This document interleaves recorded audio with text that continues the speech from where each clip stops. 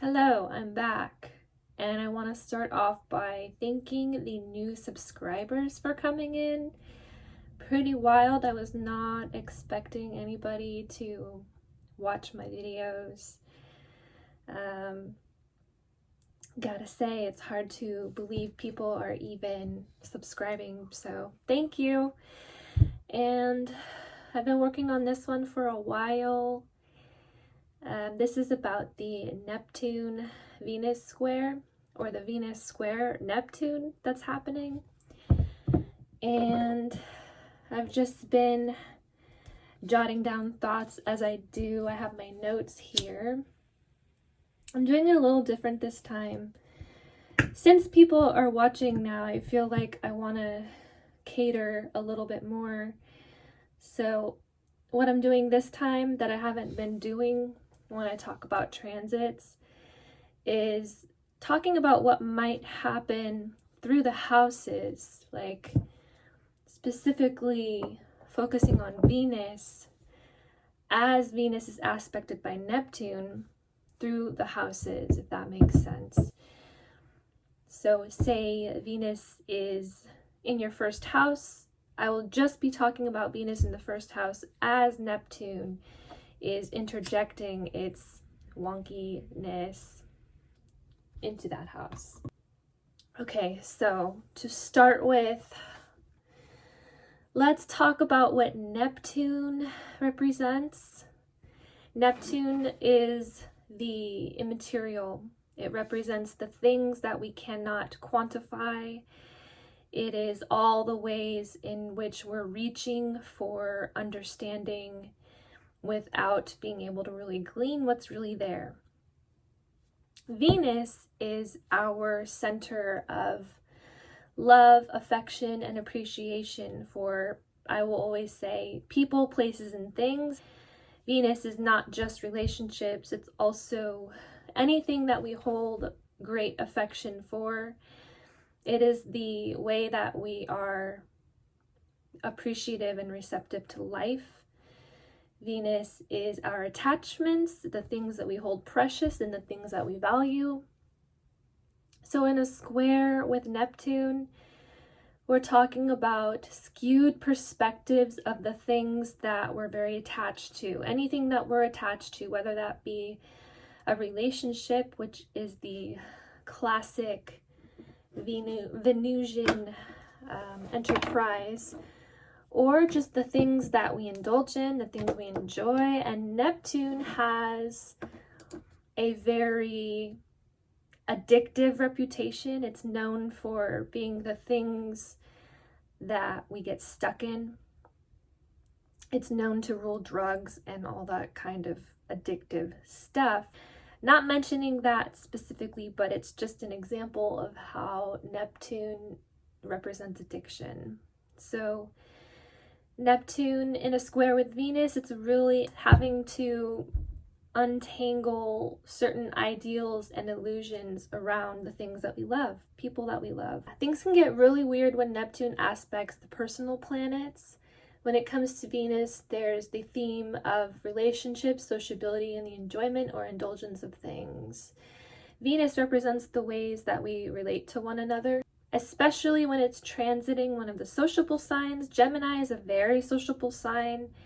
It's literally how we connect on a mental level to other people. It's exchanging ideas, it's sharing communication and all that fun stuff. So it's very socially minded. Venus in Gemini is wanting to bond on an intellectual level, being stimulated through communication, socially, relationships that are really focused on thought and speech and stirring the mind, the communication. Learning how to communicate with those that we are attached to is a big lesson through the Venus and Gemini transit. Now that we're getting into a Venus-Neptune square, some of that can get pretty dicey. Neptune is known to obfuscate the truth and make it something either sound really far-fetched or just make the truth very elusive and mysterious. So certain relationship misunderstandings are possible. Venus in Gemini can be viewed as how we communicate and understand some of the complex dynamics within relationships. It's very much desiring an intellectual type of intimacy and wanting a more linear understanding of social connection. It's very much what makes people tick. People with Venus in Gemini probably wonder that a lot, what it makes my partner the way that they are psychologically, mentally. Why do they say the things that they say? They're very interested in the mentality of their loved ones. So one thing that I wrote down for Venus in Gemini squaring Neptune is sort of the storylines that we have in relationships. For one thing, we have the Gemini connection to narration and storytelling because Gemini represents the voice. It's ruled by Mercury, which is speech. And Neptune is very creative. It helps us channel something from nothing, things that are very imaginative and may not necessarily exist, but it's still fun to entertain them. So the certain storylines that we create in attachment to love is something that might come up. Certain exaggerations in relationships, certain exaggerations in perspective in terms of our attachments in life, how we enjoy life, how is that an exaggerated event, I guess you could say. I think that's not the right word, but you know. I'll just start reading my notes a little bit. This aspect could very well represent the stories told in relationships, certain elements of exaggeration or untruth, as well as there being a sense of not being able to see things the way they are. A tendency to run from the truth when Gemini is largely about truth, because what Gemini does is it gathers information. It's very much objective information that can be verified because Mercury is all about facts, statistics, that kind of stuff. A tendency to run from the truth when Gemini is largely about truth. Mercury is about finding specific details and info, regardless of beliefs attached to them. That's true. Mercury is not really about beliefs, and neither is Gemini. It's more about investigating and satisfying curiosity.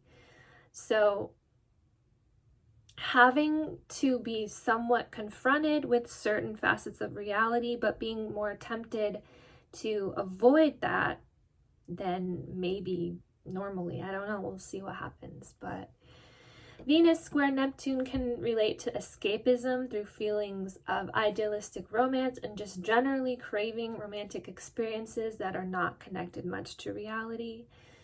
Relationships formed under this aspect can have the tone set of escapism because Neptune is an escape. It is literally the energy of checking out. It represents getting lost. And it's the great ethereal abyss where things kind of blend together. There's no beginning, there's no middle, there's no end. That's kind of how Neptune is. I always say it's the dematerialization of everything. It's like we'll have the physical reality and then we'll have the idea of that reality, and the idea is very Neptunian sometimes. Under the Neptune square, there can be certain experiences of disillusionment, discovering certain disconcerting facts or pieces of information that confront the ideas we have in our head regarding love or lovely things. I'm trying not to just focus on relationships, even though that is a tendency because Venus is, classically about social connection, love, relationships, romance. Being able to look at affection, intimacy, and love in a way that's practical and understanding. Regarding the storyline, I keep saying storyline because Gemini is narration, saying things the way they are, but Neptune is creating. It's imagination. It can be illusion as well. Regarding the storyline thus far and how things have ended up in reality, So summing up the story that we recognize when it comes to our attachments and the things that we hold precious could be a thing. Clearing up certain misconceptions or details connected to Venusian energy that are out of alignment could be something that comes up, as the ability to relate to one another means being able to understand certain fundamental perspectives. So then we get to this self-worth aspect of Venus. Venus is very attached to our self-worth because she's also connected to our values. She rules the second house of values and assets, things that we want to hold on to, things that we want to amass. But a lot of that is recognizing self-worth and recognizing deserving. Clearing out confusions that surround love, self-worth, and did I say that already? No, I did not say that already. We're not off to a smooth video because I'm just nervous, man. All right. Clearing out confusions that surround love, self-worth, and intimacy is a task to undertake during this aspect. So I always say that there are narratives that we tell ourselves that kind of keep us from realizing a lot of things. But with Neptune, the confusion is real. With Neptune, it's impossible to recognize point A, point B, or point C. It's all just kind of jumbled together. So having to untangle illusions around self-worth and really sort through the gunk is possible. Neptune could bring some clouds over our perspective and over certain objects of our affection, which I keep saying, whether that be people or pursuits that bring optimal fulfillment and joy. Being able to enjoy life without partaking in escapism is a lesson that this square could teach. That's true. We all kind of, when we find something we enjoy, the propensity to want to escape through that is always there. But through the Neptune square, that could become a very solid challenge. Having more one-on-one contact with those we love versus entertaining the idea of them or contact simply behind a screen could be something to focus on while we deal with the ramifications of this energy. This is something that really occurred to me, the possibility of it. Recognizing where we need more quality time within the physical versus entertaining ideas of people. This is something I think I saw when I was doing another video on my channel, but I can't remember what the aspect was. A lot of the astrology just feels like it's time to majorly get in touch with what's real, like what's right in front of our face and what's permanent. So this is sort of like a mini extension of that, where we could realize where we need to spend quality time with people versus the ideas of them. Because Gemini, again, is thoughts. Oh, here's where it gets kind of edgy. Another element that always surfaces when we look at Neptune and Pisces is that of addiction. And if you put keywords together, which you can do, it makes it kind of easier to understand certain transits. If you take keywords from the planets and combine them, it kind of tells a little story. So Neptune correlates to addiction. Venus correlates to people, places, things in my mind. So, and relationships. So addiction to relationships, people, places, things, just anything that bring us a sense of indulgence and joy. Really sorting out some of the exaggerated connections to those things. Addiction to people, addiction to pleasure, and addiction to indulgence, because Venus is very indulging.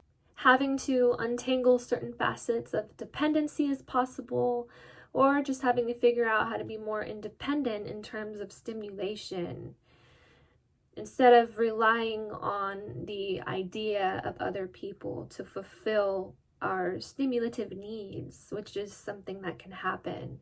So with Gemini, I always say comes the mind.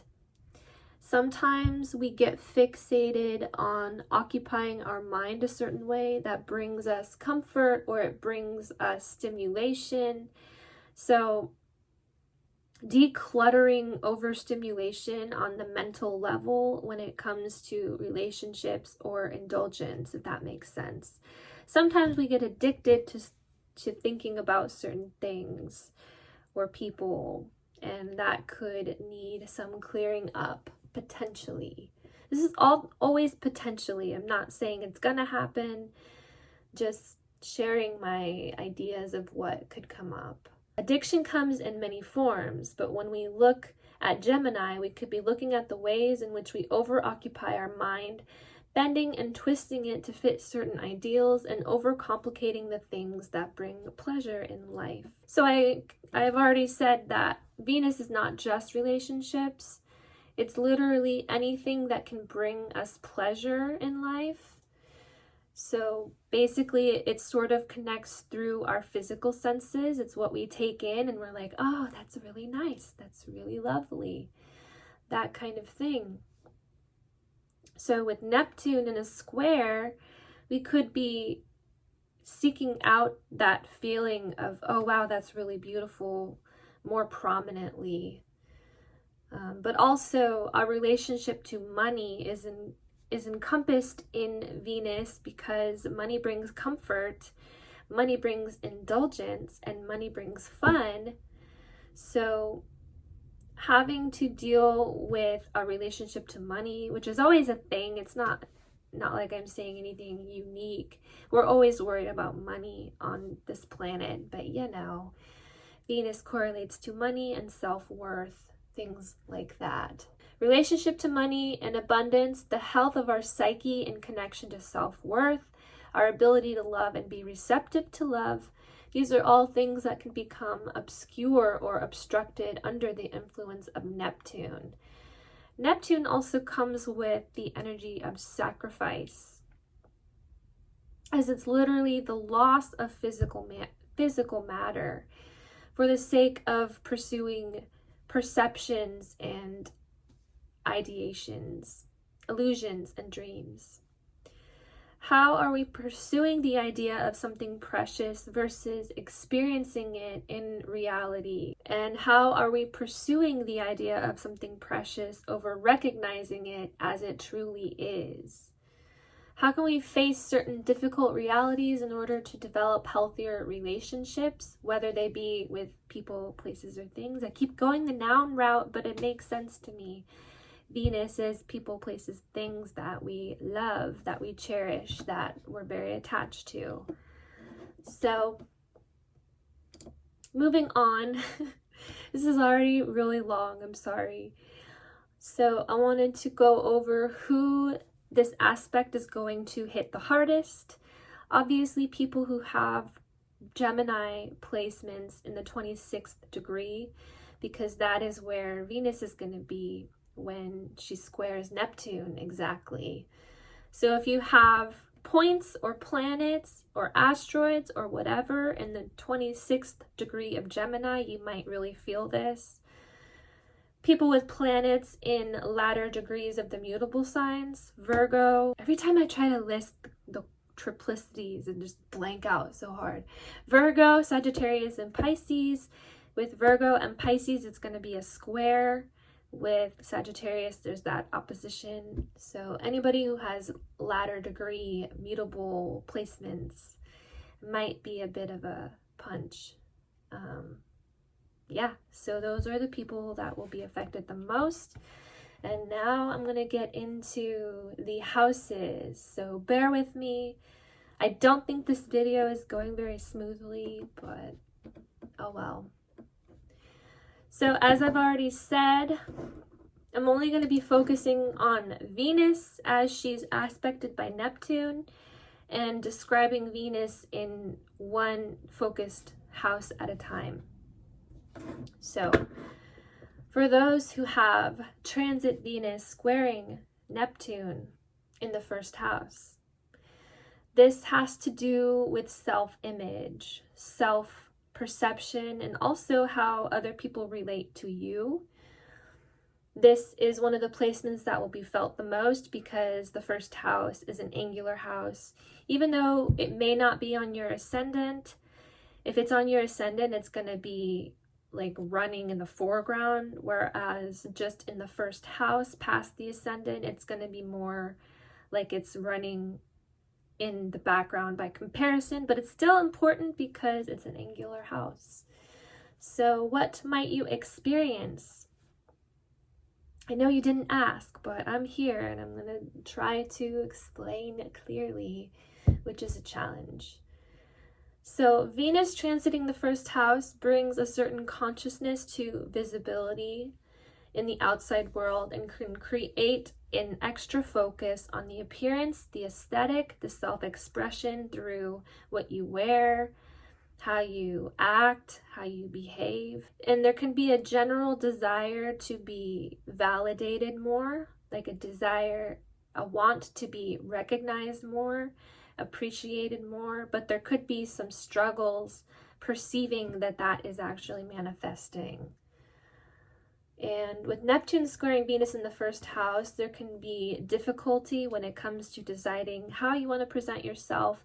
You might feel like you want to make a change to your appearance, but you're kind of confused as to how to do that. Major idealism around look. You might be wondering how people are perceiving you. It might seem more like a mystery under this aspect. Wanting to escape certain concept of self and the life path can also emerge through the challenge of this transit. So just generally wanting a break from yourself could be possible. Neptune also represents isolation. So I don't know, I think a lot of people with Neptune, heavy Neptune or Pisces, could want a lot of alone time. That's just an example of that. It can seem more difficult under the influence of this aspect to please people. Venus is very people-pleasing by nature. Venus wants to be validated and appreciated, and in turn, being the one to validate and appreciate others is the energy that comes from Venus. So with the Neptune square, there can be confusion as to how do I make people happy. It seems a little bit more either awkward or social cohesiveness seems a little bit more elusive, that kind of thing. Distorted image in general can be something that's dealt with, as well as feeling a confusion as to how to convey certain talents and abilities. Relationships can take on a somewhat dramatic role while this square plays out, and where things are going in the long term can be a little bit vague, a little difficult to decipher. Asserting ideals into relationships can be extra challenging under Venus first house square Neptune. There goes that jargon. Under this aspect, so being firm with what you want to do socially can seem a little waterier than normal potentially, because Neptune bends and it liquefies and it causes fluidity, that kind of stuff. It's not like the cardinal, we're going to get this done and we're going to do this kind of thing. Hopefully that makes sense for those who are going to experience this in their first house. Now I'm going to talk about what this aspect could mean in the second house. So for those who have transit Venus squaring Neptune happening in your second house, this is going to potentially affect your finances, your assets, and your self-worth. The second house is the house of money and things that are generally trackable and measurable. Just like the other earth houses, I always say that the earth houses have a lot to do with reality, the 3D and the physical, the things that we can see for what they really are without much observation or investigation. Venus is a natural ruler of the second house, so she's pretty comfortable there. She has a natural ability to assist the goings-on of that house when she's in it. Under a square with Neptune, though, There can be some difficulties keeping track of money spending or wanting to spend money on things that assist some kind of escape. So wanting to indulge more on things that relieve stress or things that take away the harshness of the world, that's possible.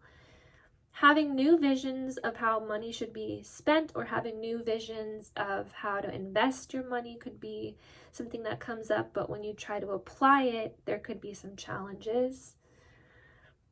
With the second house also relating to self-worth, there can be a distortion under the influence of this aspect. Neptune is usually the culprit when we're talking about distorted perceptions. So Venus and Neptune working against each other could bring difficulties asserting the self in ways that are truthful and not self-sacrificing.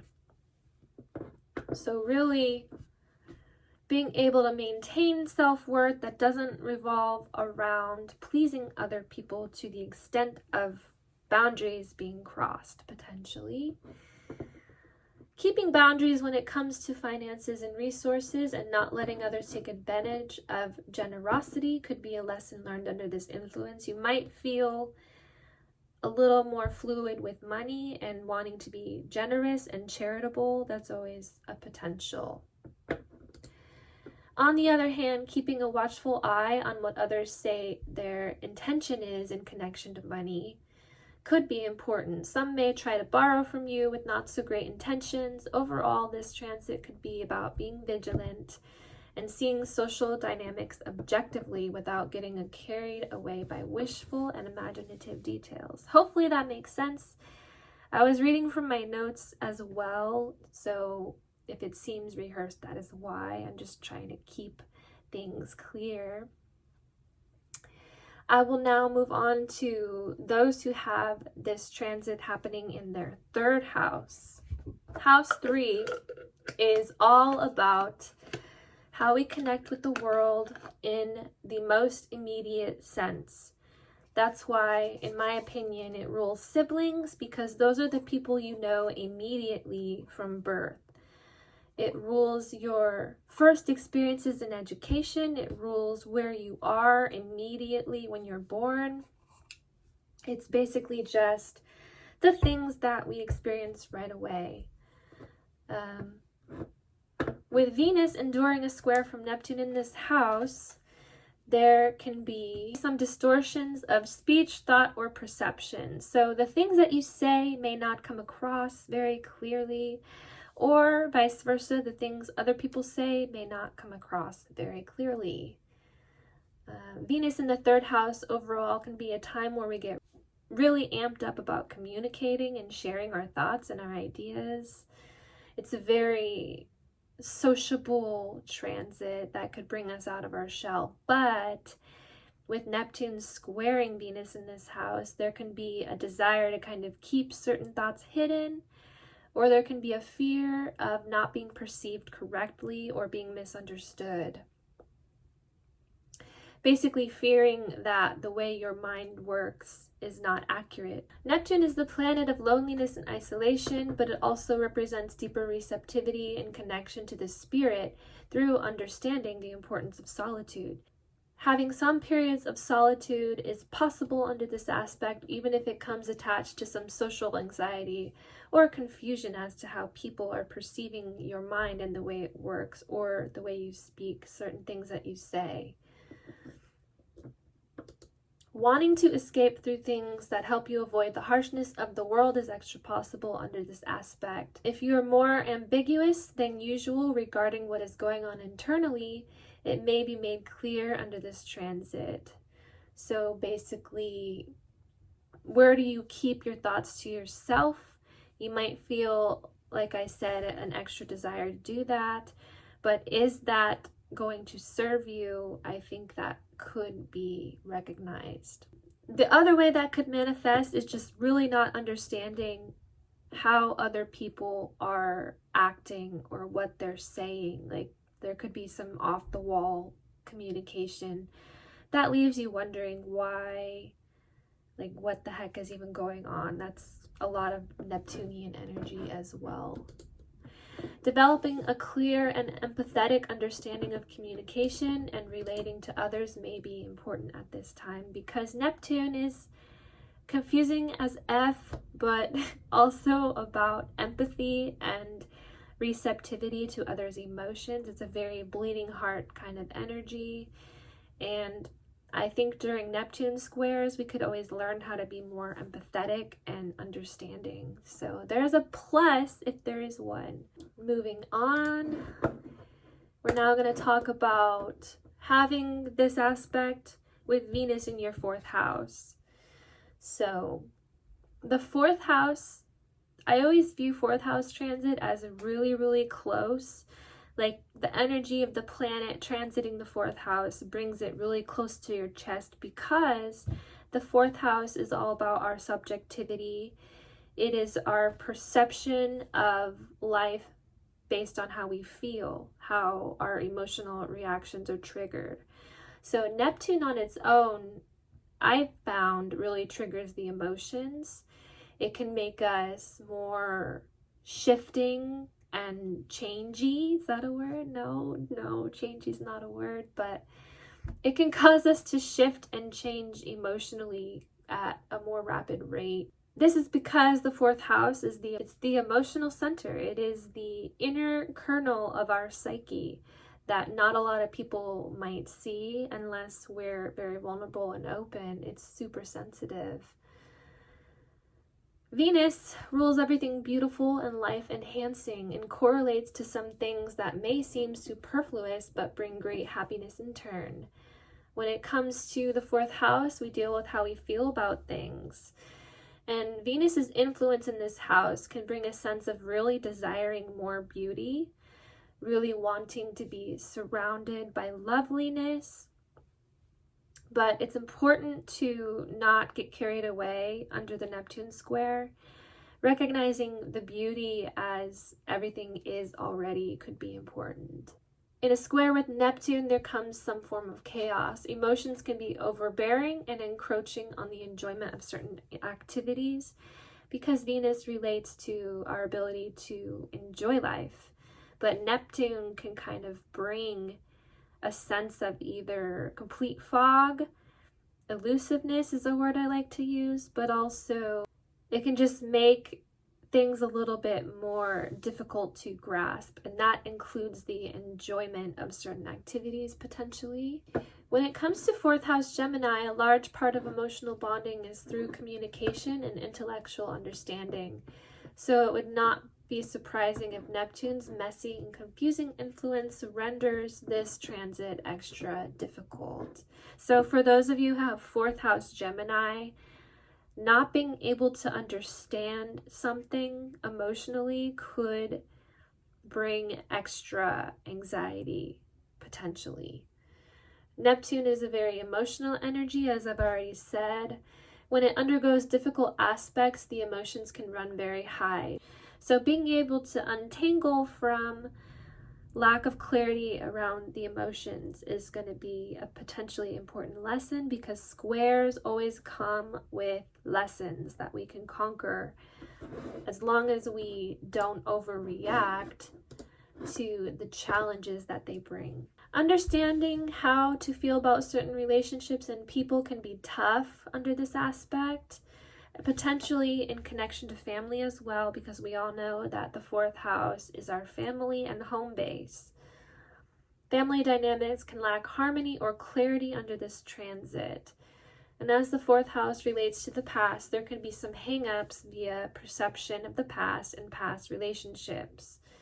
Learning how to have cathartic emotional experiences regarding relationships and not have them be too messy or entangling, like getting too caught up in the perceptions, may be a lesson from this transit. I might have already said that, but yeah.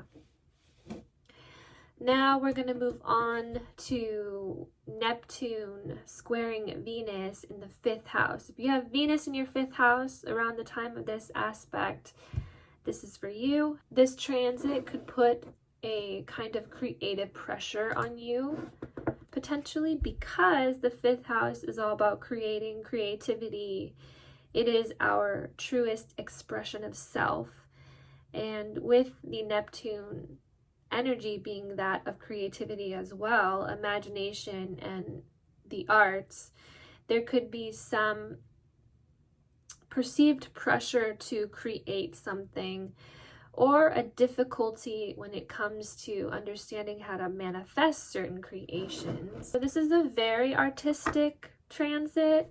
It's like Venus and Neptune and the fifth house all rule creativity, but in different ways. It's like with Venus, we have creativity that is ingested. Venus is our perception and reception of creativity, art, and beauty, whereas Neptune is our connection on a soul level to creativity. It's how we get inspiration. Neptune is very inspiring, and it can help us kind of channel the spirit of creativity. The fifth house is just creativity, basically in a nutshell. It is our ties to the creative and our talents, our ability to create is kind of a fifth house thing. So having all these elements come together, but also have them come together in a challenging way, could put some odd and difficult to understand pressure on the creative element of life. With Neptune and Venus in a square in the fifth house, there can be frustration. There can be difficulty understanding or clarifying the creative process. Either that or an intensified addiction to creative ideas can manifest. So basically, having a load of inspiration that only comes in the form of ideas, and the execution of those ideas can get kind of weird and wonky, as is what happens with Neptune. Classic Neptune. Perception of fifth house things can be tricky under this square.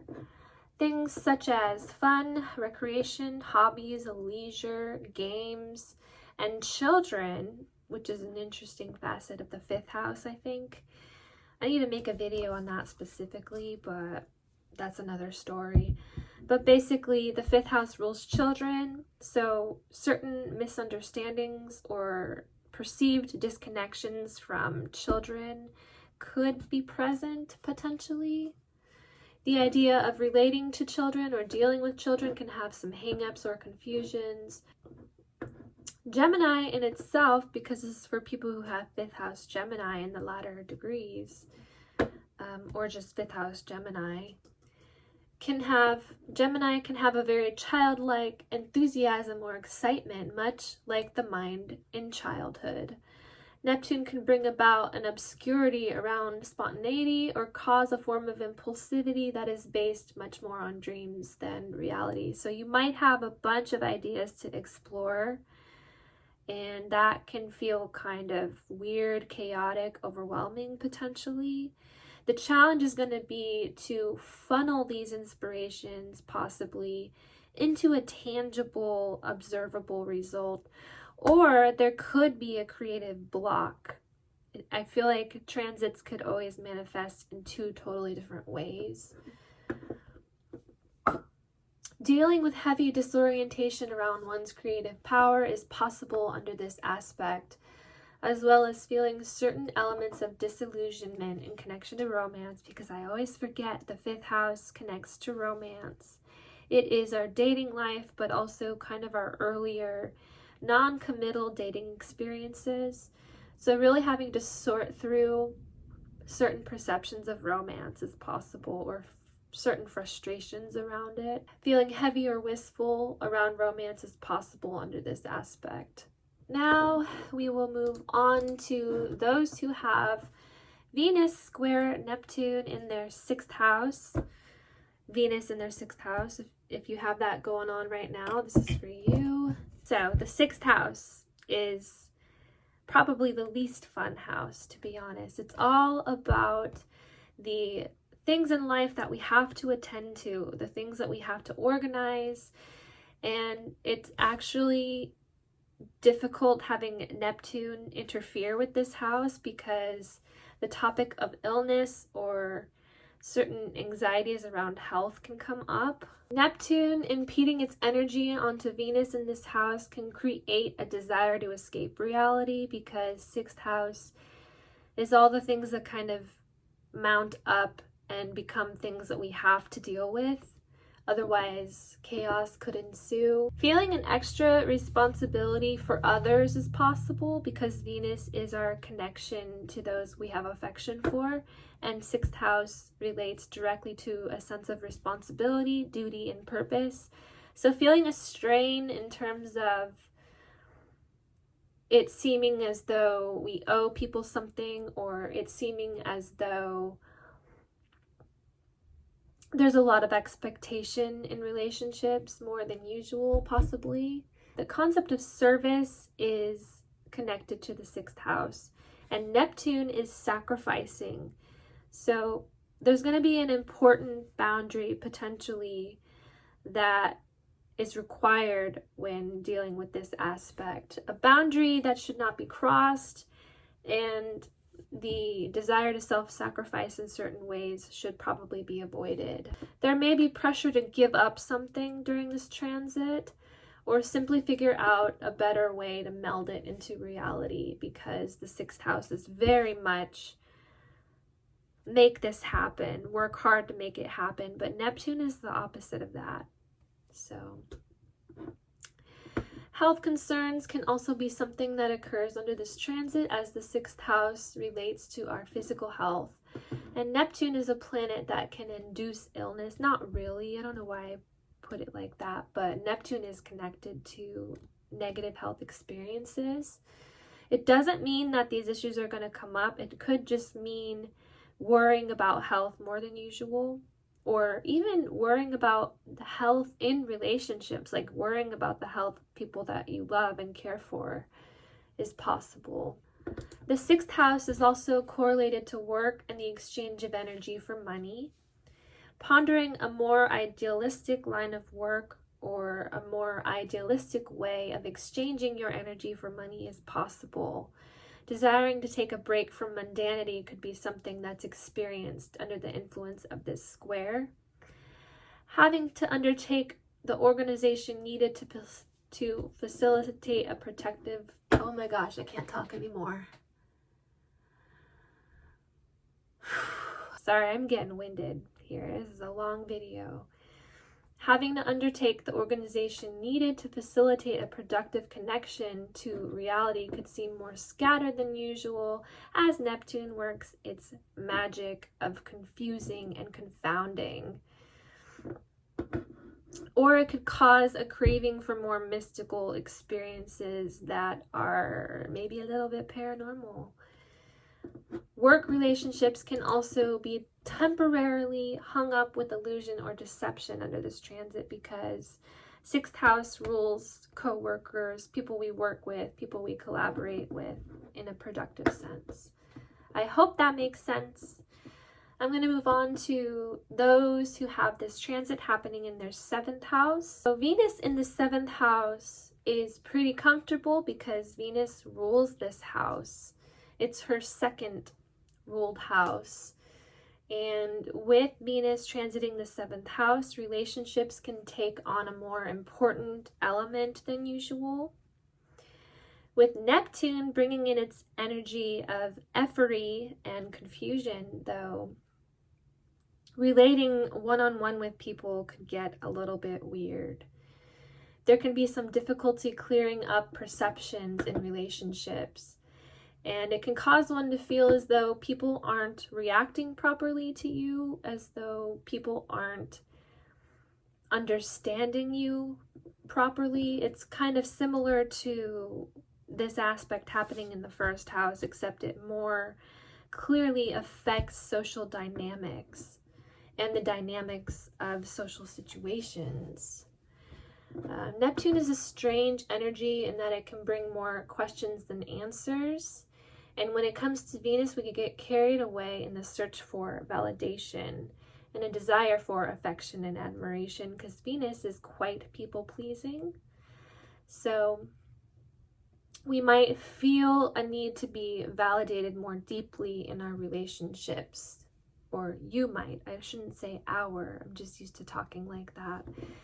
You might, because this is for those of you who have this aspect going on in the 7th house. In terms of Venus, we can get carried away in the search for validation and affection at the expense of properly held boundaries and truth within relationship dynamics. So craving attention or affection at the expense of the reality of social dynamics is possible. And of course, with the Neptune square, there could be idealism that is rife. Codependency can also be a theme, because anytime Neptune gets involved with Venus, there are those hang-ups of potential codependency. And the idea of Neptune Pisces is really wanting to bleed into the other person, wanting to be not separate, wanting to be one big conglomerate of energy with others. There's also a sense of wanting to forego the ego in relationships, which could be a theme that comes up. Thank you for watching that. I'm now going to move on to those who have this aspect happening in the 8th house. All right, having some continuity issues. I didn't get to finish recording yesterday. I ran out of time, so I'm here the next day, the day that this aspect actually goes exact. So I left off on the 8th house and what is likely to come up for those who have 8th house Gemini, specifically for those who have 8th house Gemini with Venus transiting your 8th house being squared by Neptune. So this one's a little bit difficult because the 8th house is quite mysterious. It is everything that's kind of hidden and behind closed doors, everything that we don't really talk about. It's very psychological and it can be emotionally tumultuous. And when we're dealing with Neptune, adverse aspects happening from Neptune, there can be some pretty intense emotional situations. The themes of the 8th house are intimacy, like progressing from the 7th house of relationships. It's basically the deeper layers of relationships and things that come with intimacy. Sex, power, definitely themes of power arise, and jealousy. It's also indicative of shared assets, like the things, the resources that you share with people that you're closely bonded to.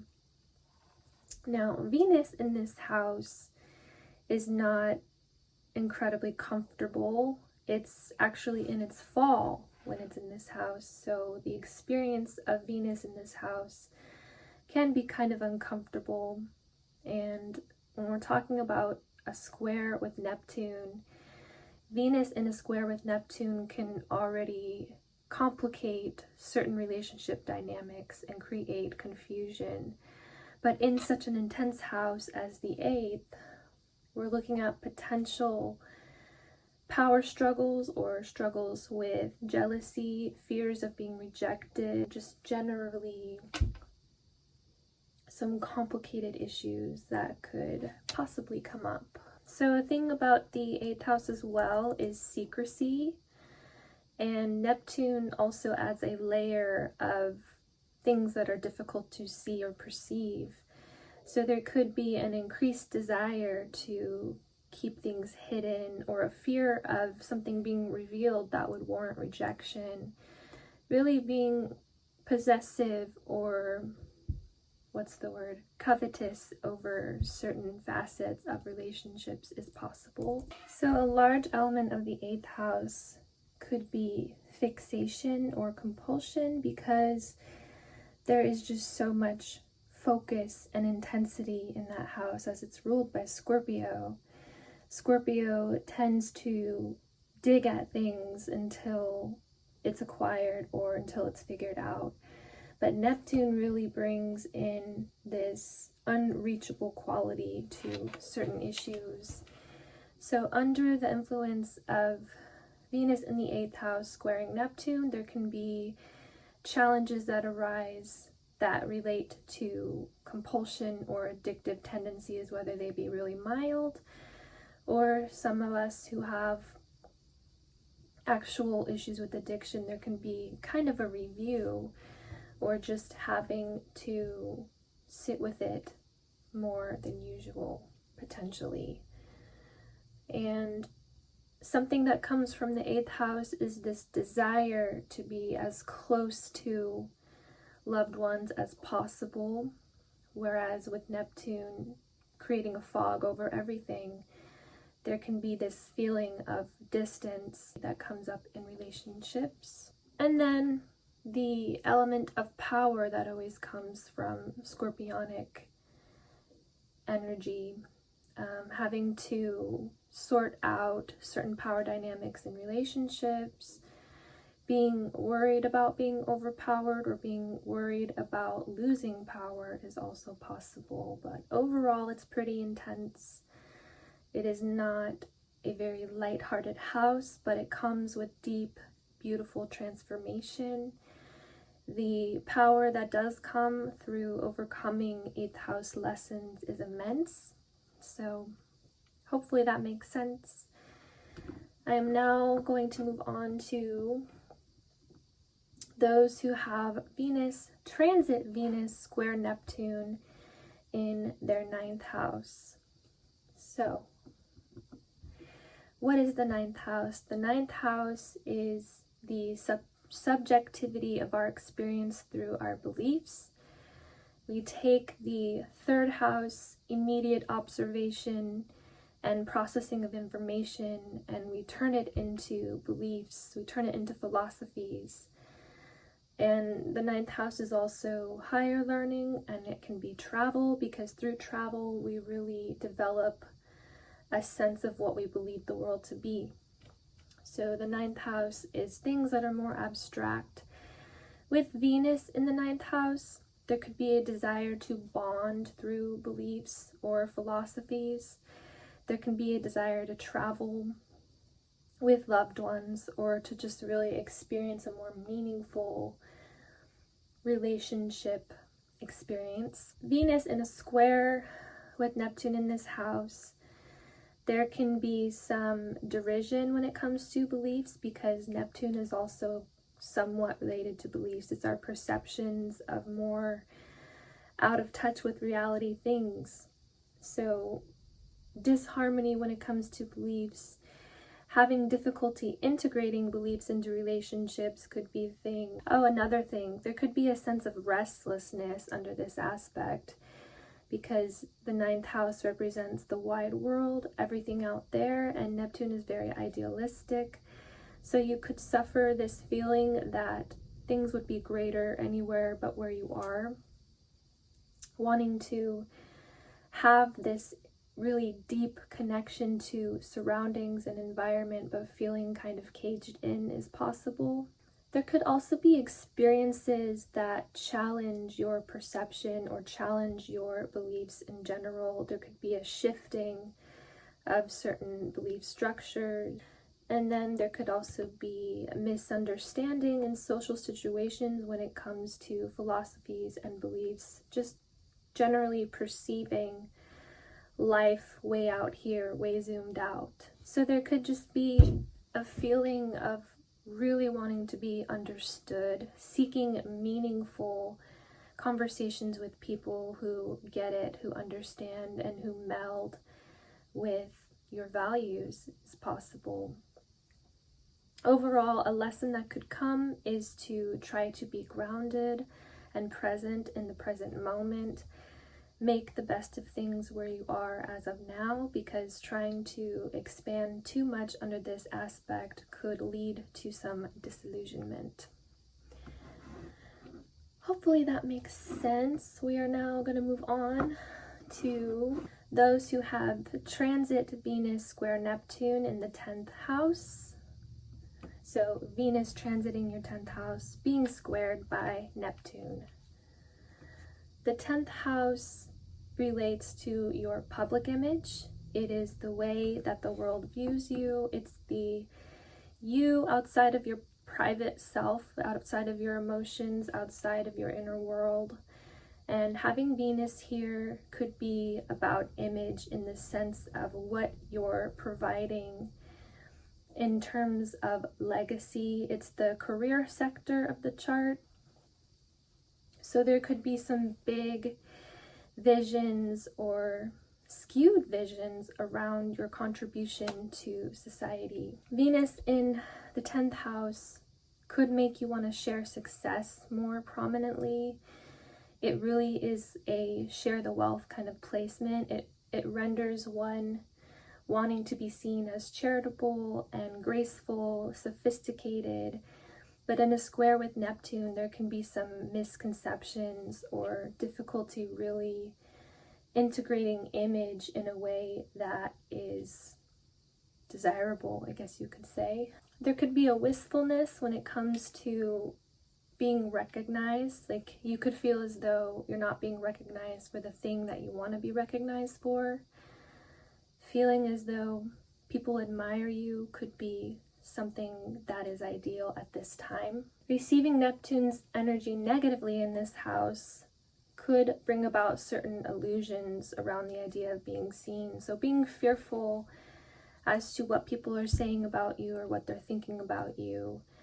And also there could be some challenges in the career field as well, because Neptune is very much the antithesis of manifesting physically. So making concrete progress when it comes to your career and being seen publicly could be challenging at this time. Also, somehow receiving negative attention or negative reception in some way is possible, just because Venus has that social element and Neptune really is misunderstandings and confusion and all of that stuff. So hopefully that makes sense. We are now going to move on to Venus, transit Venus in the 11th house squaring Neptune. So the 11th house and Venus meld together kind of well, because the 11th house is about our social connectivity on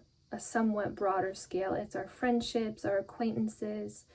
It represents large groups of people and crowds. It's our networking. So it's friendships and kind of beyond. With Venus in this house, there could be a desire to really congregate and a desire to bring multiple people together into a group. But with Neptune squaring Venus in this house, there can be some difficulty melding with groups, melding with social circles. The 11th house also relates to our ability to visualize the future and really stake out a promising future. With the square to Neptune, there can be some confusions around the future. There can be illusions that are tempting to pursue in terms of opportunities, or just, again, the self-sacrificing element of Neptune could come through. Bending over backward for friends or social groups is possible.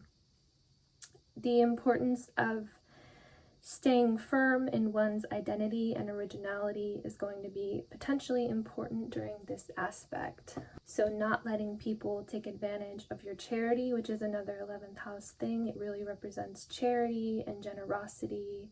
It's the humanitarian house, so to speak. There can be idealization around your group of friends and a need to detangle dependence on the perspective of others. So not pursuing validation too strongly, or, like I said, not compromising your individuality and your uniqueness for the sake of the group. Hopefully that made sense. Now we're going to move on to transiting Venus in the 12th house, squaring Neptune, and what this could represent. The 12th house is known as one of the most difficult houses because of, well, for one thing, it's dubbed the house of self-undoing or the house of self-sabotage. And it's really the house where things are immaterial. It is the theme of not having a tangible manifestation. It's also our deeper subconscious, the things that we can't access consciously very easily. Venus in this house can bring challenges around isolation or loneliness. And in a square with Neptune, there can be a feeling of wanting to find one's place in a social circle, but there's just some kind of disconnect potentially. I'm just going to read some of my notes here.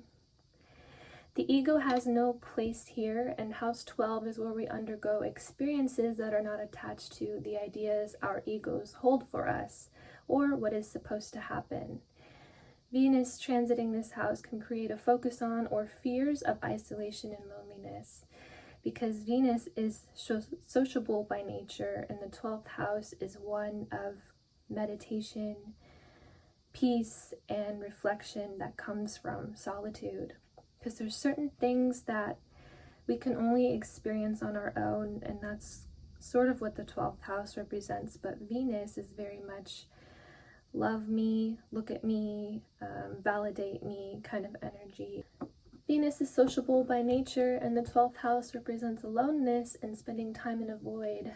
In a square with the 12th house's ruler, Neptune, the intensity of social difficulty can seem increase.